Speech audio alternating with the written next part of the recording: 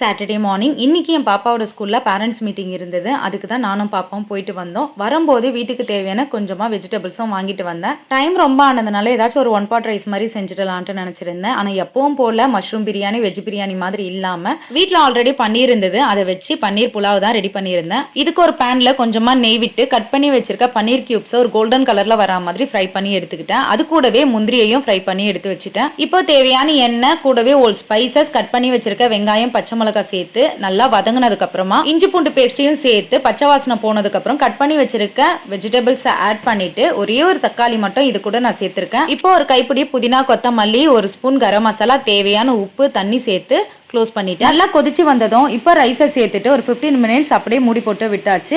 தண்ணி எல்லாம் நல்லா ட்ரை ஆனதுக்கு அப்புறமா இப்போ நம்ம ஃப்ரை பண்ணி வச்சிருக்க பன்னீரையும் முந்திரியையும் ஸ்ப்ரெட் பண்ணி விட்டுட்டு ஒரு 20 மினிட்ஸ் தம் போட்டு எடுத்தோம்னா சூப்பரான புலாவ் ரெடி. இது கூட சைட் டிஷ்ஷா ரைத்தா வச்சு லஞ்சை முடிச்சாச்சு.